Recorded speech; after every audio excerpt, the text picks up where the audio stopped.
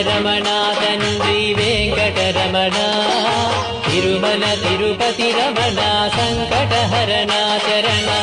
భక్తులను బ్రోచేటి తిరుమల రమణ